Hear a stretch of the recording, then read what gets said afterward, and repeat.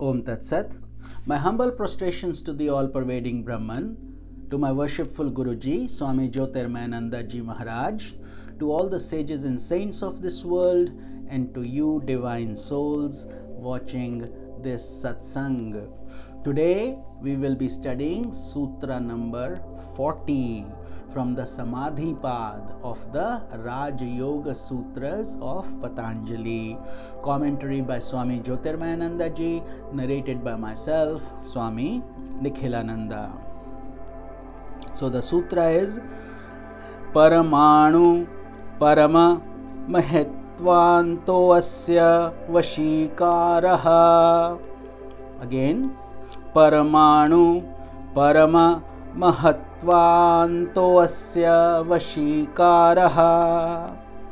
Parmanu means from the smallest, an atom. That's how small we can get, right, to an atom. So Yoga and Patanjali Maharaj has covered it. He says Parmanu Param Mahatvantaha. So he's saying to the greatest, which is Mahatattva. Mahatattva is the cosmic mind or Hiranyagarbha.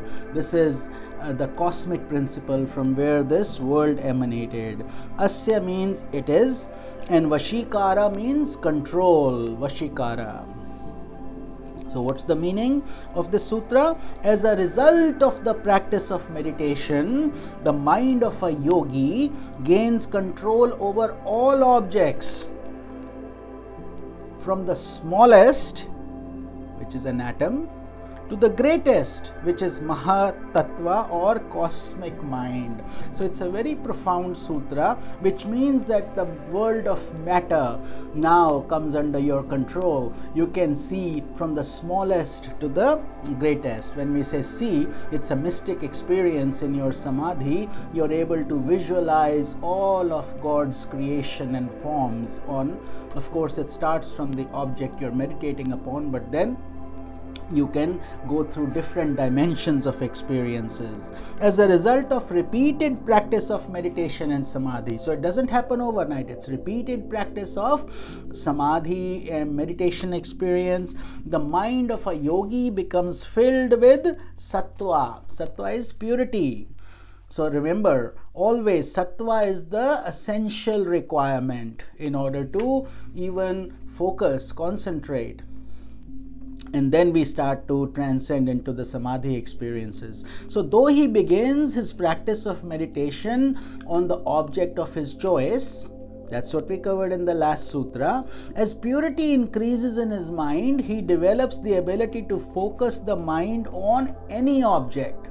So based on practice, as he gets better, this is why sages and saints, when they look at you, they get a three-dimensional picture of you. Past, present, future. They have been able to decode your DNA all the way into the smallest component based on their experience of regular practice and samadhi.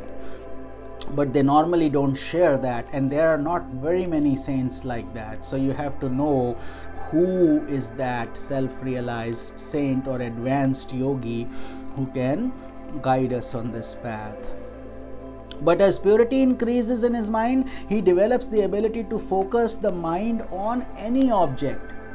But you start with initially your Ishta Devata or an image that you like, but as you get better and better, then you are able to just look at an object and just the rays go directly there and you're able to decode it, as we discussed.